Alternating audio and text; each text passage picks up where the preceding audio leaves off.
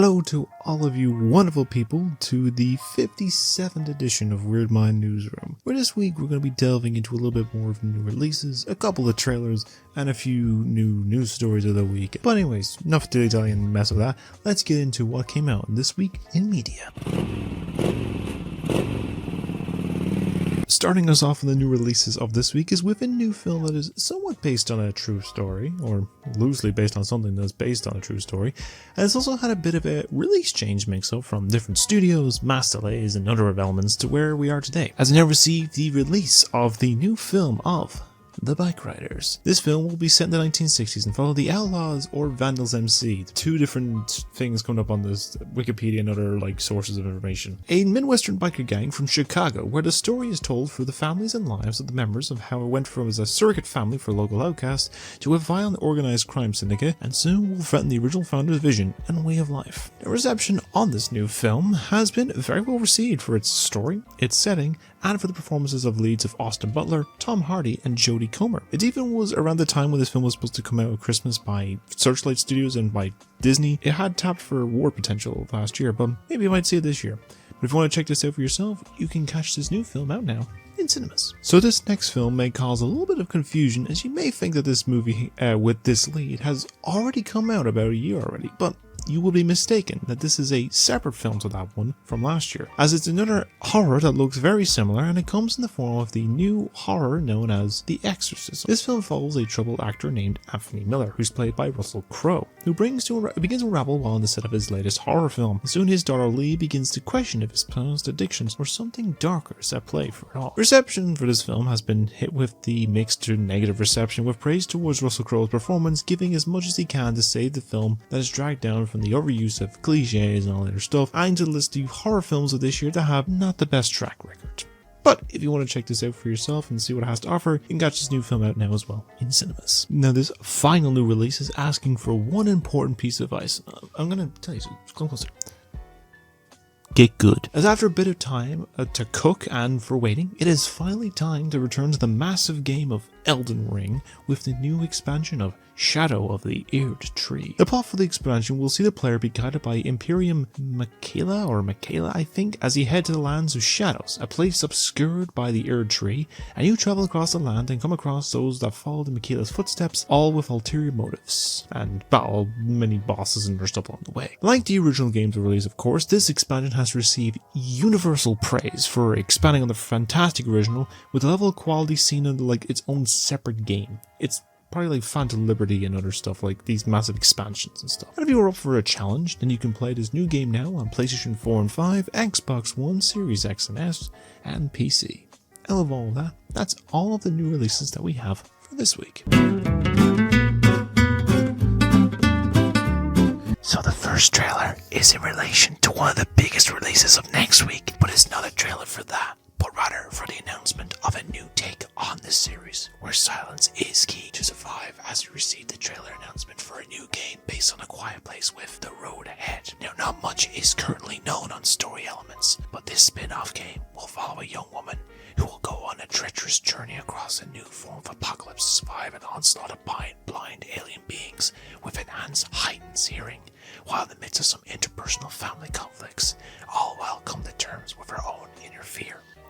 Now, I'm surprised it's been a bit of time before we actually got a game based on this series, as it seems to fit the survival horror genre for a game really well, and could be something worth to check out. It reminds me of the game from years ago called Perception, which wasn't really well received, but had a unique idea where you play as a blind woman, and you use echolocation to move around. It was really interesting, and I think it's by the same studio that's making this, is by the same studio that's making that Jurassic Park survival game, the first-person survival one set of the first movie, but both looks pretty good. Now, no new release has been unveiled yet, but it's projected for release later this year on PlayStation 5, Series X and S, and PC. So the next trailer on the list is the first look at the follow-up to a film that initially was a bit indifferent on.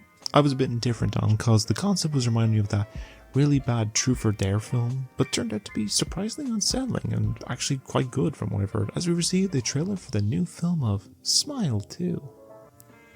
Now, the film will follow the global pop sensation of Sky Riley. It is played by Naomi Scott, I think, as she's about to embark on a new world tour, where she begins to experience increasingly terrifying and inexplicable events. Soon overwhelmed by the escalating horrors and pressures of fame, she must face her dark past to regain control of her life before it spirals out of control. Now, as to quote something that happened earlier this week, I don't know about you, but this may affect the tour.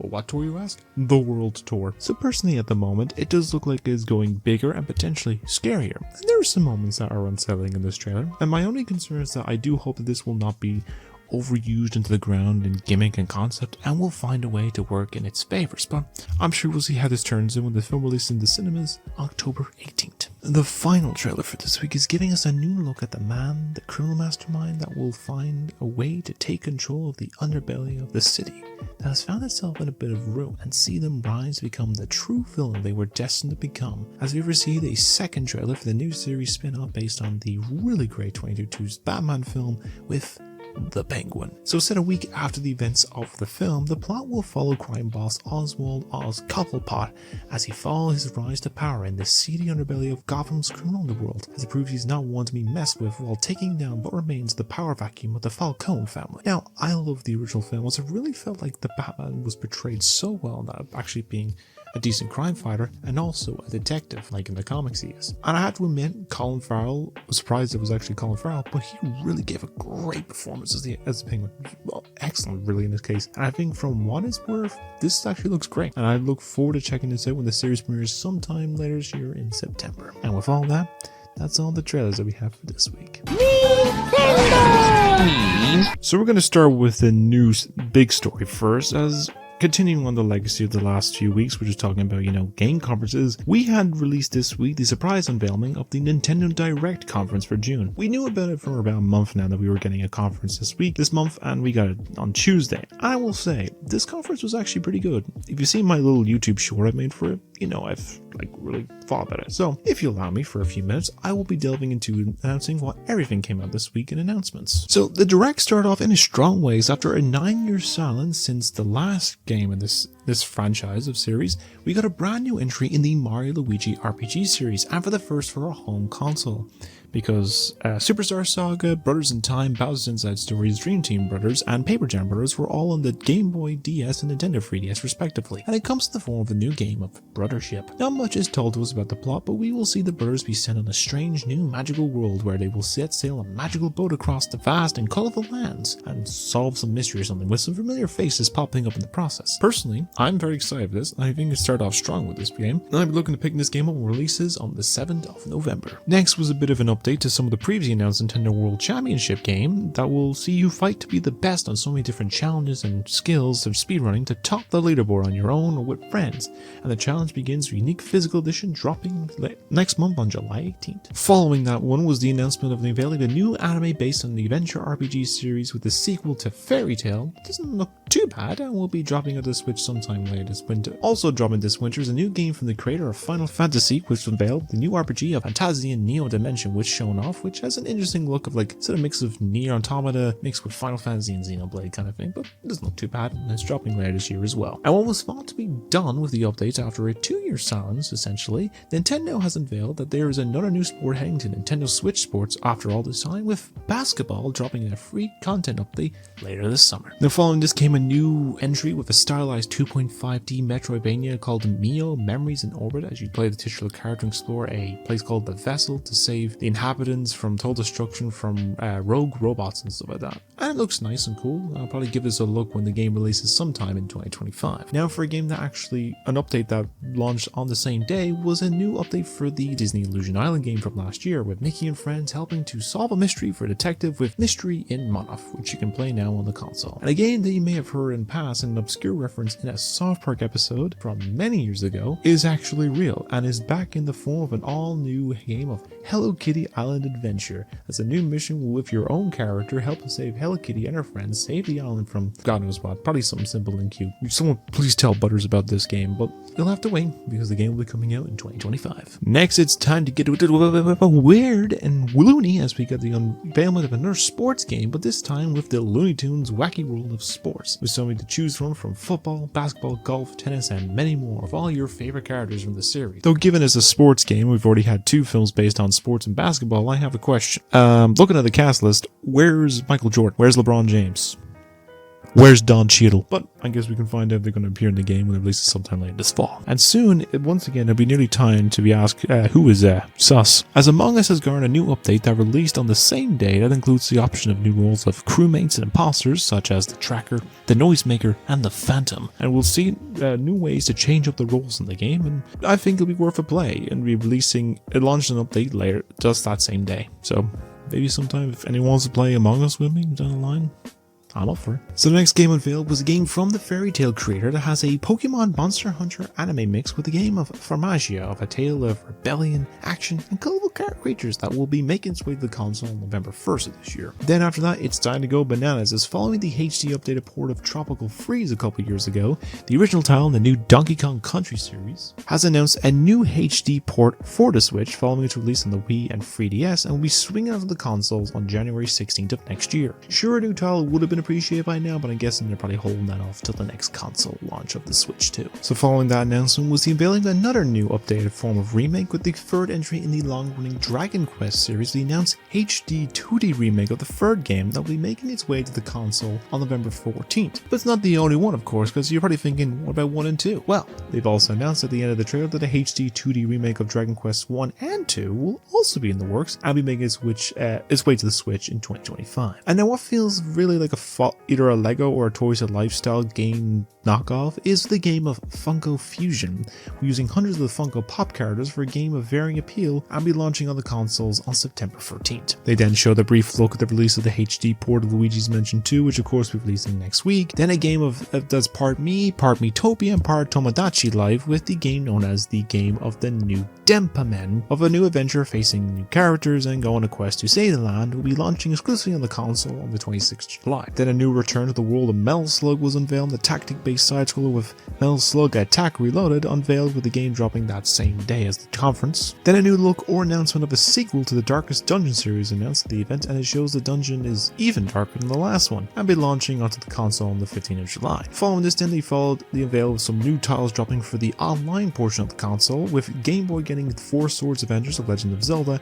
as well as Metroid Zero Mission. And for the N64 section, we got the release of Turok and the original Perfect Dark game, all releasing on the online system later that same day. And a new naval-based anime-inspired game was unveiled with Phantom Brave and the Lost Hero, showing some concept of finding a lost friend, some mysterious islands, and battle strange creatures will be setting sail onto the consoles sometime later next year. And we're going to take you for a ride of action and all-out brawl in a massive 7-game package of Marvel vs. Capcom Fighting Collection Arcade Classics was also announced, which includes some of the classic wave of Marvel vs. Capcom games, as well as X-Men vs. Capcom and the rare arcade game of The Punisher, and a few more to play and enjoy from the past, and loads of extras, and you can juke it out when it launches sometime later this year on the console. But now after this, it's time for another new round of a game that will make or break friendships and relationships, as we have another all-new addition to the ever-growing Mario Party series with Super Mario Party Jamboree, with many new boards and some returning from the first 2 original games, over 110 new minigames, a vast amounts of characters to choose from, and many new modes that have not been shown, but one that has been is including one that allows you and up to 20 other players online to duke it out in a board game online. I'm sure it'll be a fun time when the game drops on October 17th. I also have the question, does anyone know if we're playing some Mario Party down the line? So following this was the surprise unveiling of a new game in the long-running series of the Legend of Zelda series, and it actually has some meaning to the name for once, as we have an all-new game that is a bit different in recent memory, with the title of Echoes of Wisdom, where this time around you are playing as Zelda. So the last time we played as Zelda was the CDI games, and Zelda's Adventure on the CDI, and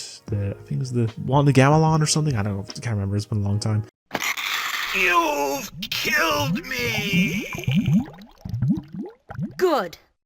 And you're off there on a quest after you were rescued by Link before he was taken by some corrupt power, and you'll go on a quest alongside a creature named Tri and armed with the Tri Rod to create echoes of objects and enemies to save the kingdom and rescue Link in the process. I think this looks like a really fun game, and it has been seen a bit of complaints about the style of the game, the art style. It's going for the Link's Awakening aesthetic, like Link's Awakening here of course, and I still think it actually looks really nice, and I will probably be giving this a fair bit of fun playthrough and putting on the channel when this game will be dropping sometime on the 26th of September. But also announced at the same time as well was a new Hyrule edition of the Switch Lite, with the title also dropping on the same day as the new Zelda game. Now, a game that I was surprised that actually didn't show up in the usual conference of the Ubisoft one was of course the newest entry in the long-running Just Dance series, with the 2025 edition, as of course new songs, new dances, and new level of difficulty that will be making its way in the console sometime this October. They then show off another brief look at the LEGO Horizon Adventures game of what to expect in the game, with the confirmation of release still for holiday of this year. And you're probably thinking, we need more games with animals, specifically cats. Well, a surprise reveal game that I actually gasped at when they unveiled was the announcement of the game of Stray would be making its way to the Switch console, where you are a cat, have to traverse through a mysterious world of robots and survive against hostiles as you make your journey back home to a cat colony up above. And this game, I have heard, is great. Some say it's a bit choppy if downgraded visually on the Switch, and I think it still looks fine to me, and I'll be giving this a game a go when it releases sometime this winter. But if you ever wanted to live in the little hole in the simple hut with simple looking people, well, you are in luck, as he unveiled a new cozy life sim with Tales of the Shire, a Lord of the Rings game, where you'll become a hobbit and live and decorate your hut in the Shire and do tasks and interact with the locals. Maybe you have a meal or three and a lot of potatoes. And honestly, I'm all for a hobbit game, and you can live out your Shire life when it releases sometime later this year. Now, another game I was very pleasantly surprised to see unveiled was another collection of games in the Ace Attorney series, with the spin-off title of Ace Attorney Investigations Collection, which will include the original and for the first time the sequel that was exclusive to Japan for the longest time. This announcement has just saved me spending over £100 on just the first title alone. I'll be playing this and the other trilogies down the line when this collection comes out on September 6th. Now all we need is that new Phoenix Wright Professor Layton crossover game to come to the console, as well as that new spin-off with like the Sherlock Holmes era stuff, and we'll have the complete collection. And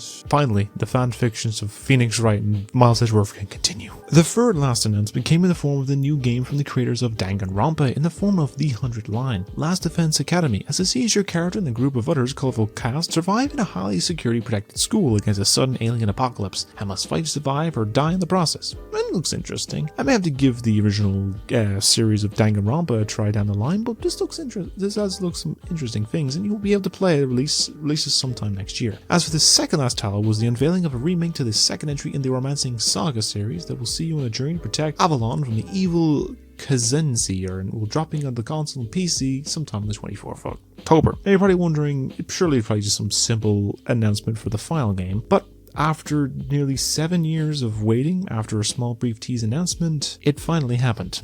Yes, after a long silence and a restart on the game in particular after a year later, they finally unveiled their first look at the fourth game in the Metroid Prime series with Beyond. Though, from the first glance, it looks fantastic, it looks smooth, visually appealing, and looks like the long wait has been worth it, as some gameplay was finally shown and now has a release for 2025. Now, people thought it was maybe the first game footage shown on the Switch successor, but it has been debunked by I think some tech insiders, but who's to say they're trying to cover up to avoid some issues from Nintendo? We'll have to see as the game continues on. After all, that was a everything unveiled in the news direct, and as I mentioned, a really strong one that really the fair balance of first-party titles, third-party titles, and remaster supports abound, and some surprising releases too. I think they hit it out of the park with this. Sure, the only surprise missing games was the release date for Epic Mickey Rebrush, which I was hoping for, some news about the next Professor Layton game with New World of Steam, which I think now is confirmed for next year, and as well as a case of even something about that Pokemon Legends title or something, but I get that it will probably take time to get there and an expectation to be left out from a very strong direct. So, but what are your own thoughts on this direct, and what games are you looking forward to the most? Mine seems to be most case Mario and Luigi, the two of them,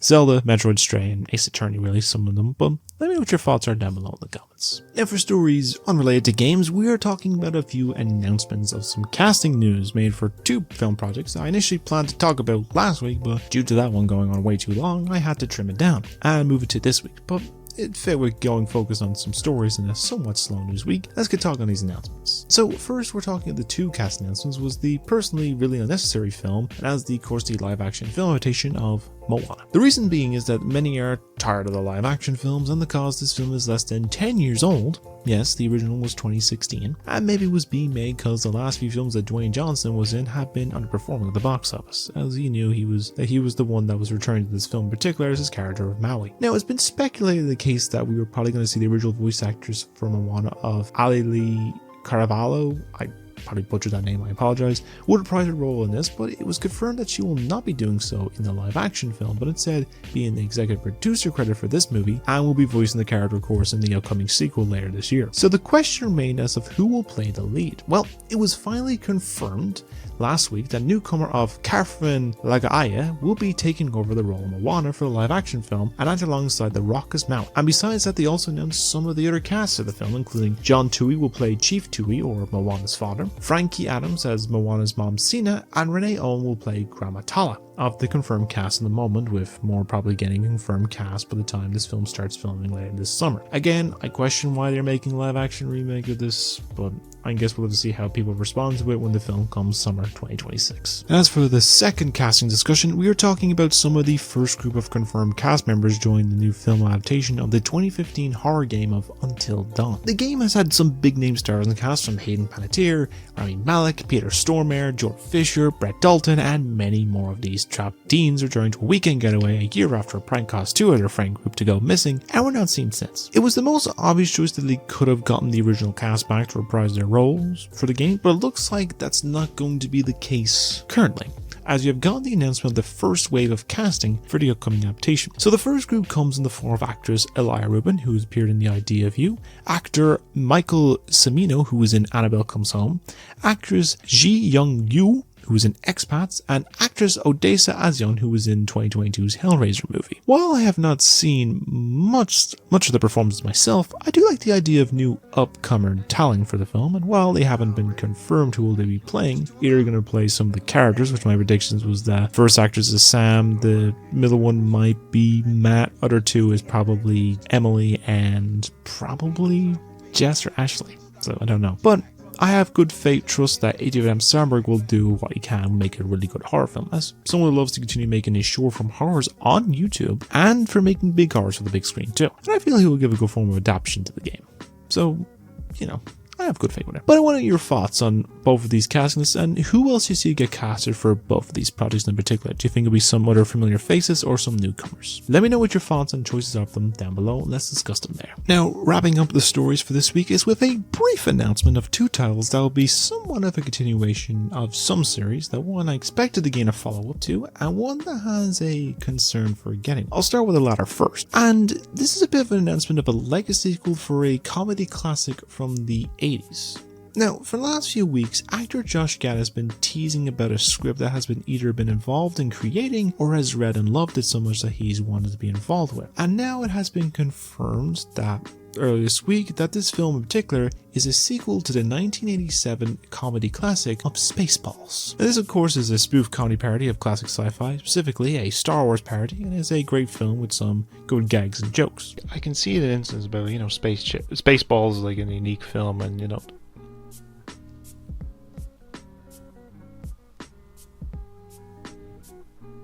how's this recording?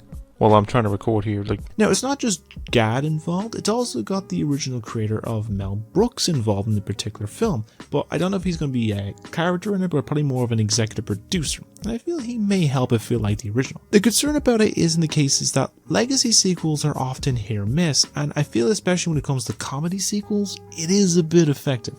And in the case with Mel Brooks films in the past, they are very off the time with their comedy, but we'll have to see how it turns out. But we'll probably learn more about this film when it releases over time somewhere in the future. And the second piece of announcement comes in the form of heading over to the world of the ever-growing DC universe. So we know that Gunn and Safran have been hard at work making a clear concept of a new reboot to the franchise with a variety of films, games, and animated and live-action series that will all combine together, which you know so far with Superman coming out next year, Supergirl the year after, Season 2 of Peacemaker is currently in development, and the confirmation of the release of Creature Commandos getting released for, I think it's late November or early December of this year. But it looks like another project has just been announced with a varying outcome of what is projected to be. Now, it was announced that they will be getting a new animated series based on the character of Blue Beetle. Quill, a character we saw in its first live action form last year in its own solo film. Here is the thing that makes it confusing, however. As has been discussed, this could potentially be the sequel to the film that released last year, and it's unclear if they're planning to make it a full-length sequel, or if it's just it's one of those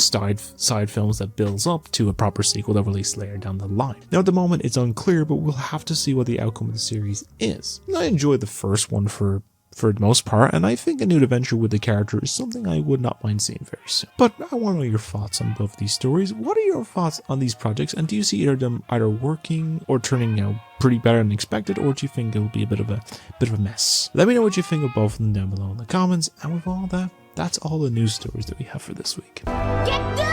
So now with all that ends episode 57 of Weird Mind Newsroom, and I hope you enjoyed listening to my rambles for another 20 minutes or so. So I'll give a little few updates. Reviews, they're currently cooking away. I'm sort of brainstorming them, find the time to write them, the time when fighting the brain gymnastics of the anxiety and shit or stuff. But I got stuff to do, I got things to take care of, all that sort of stuff, and plan things out and all that sort of things. Other stuff, gameplays, they're on the way. I have 2 videos, I have 2 more parts currently recorded for Hogwarts Legacy on the way. I will probably record more in the next day or 2, but in that process, I love to hear your thoughts about opinions of what games I should play next. I do have links down below in the description of those videos to choose what games to vote on, and the best votes I'd probably say maybe at some point soon to decide alright, I'll play this for the PlayStation after Hogwarts, play this on the Switch, play on the Xbox. But I like the case. I'll probably do Zelda ones and other stuff for the Switch ones down the line, but I'll see with that one. Rewatchathon's also coming along. Audience choice, is coming along in that capacity. That's going to be worked on. Other concept ideas in mind are going to be made. I'm going to make more shorts in particular, maybe my quick opinions on some trailers that come out in the week before I delve into them more in the Weird Mind episodes. But yeah, I'm gonna work on it and brainstorm stuff. And there's other project ideas and concepts in mind. I'm gonna find the right time to start them and stuff like that. But I'll work on it. Other bits, I'm gonna go see films and watch shows and stuff like that. Still need to watch House of the Dragon. I've watched The Boys, I've watched Acolyte. I need to get onto House of the Dragon. For some reason I keep holding off for some reason. Probably because when I watch it I can't really see the screen, and I don't want to be looking at it a really hazy screen watching darkness. But yeah, I'm gonna probably leave it there. I'll probably ramble on long enough anyway, and you probably don't want to hear me more on. If you enjoyed this video and want to see more from me and more frequently from my channel, then like and subscribe and comment below, because I would love to hear your thoughts and opinions on things new releases, trailers, sharing around to people. Love the commenters on anything in general, and I love to reach a sub goal maybe in this year. My projected goal for the end of the year is 100, maybe even a stretch of 75. That's my goal, but I get varying numbers in these views, and I just appreciate everyone that watches them. But yeah, I think I'll just leave it there for now. So I'd like to thank you all for watching, and as always, you all stay being wonderful people, because you are wonderful people. Have a great day every day, and as always, keep being you, because no one else can do what you do, and take care of yourself, of course, because world's crazy and it's important to take care of yourself. But I'll leave it there now, and I'll thank you all for watching, and I'll see you all in the next video. So take care everyone, and goodbye now. I'll see you soon.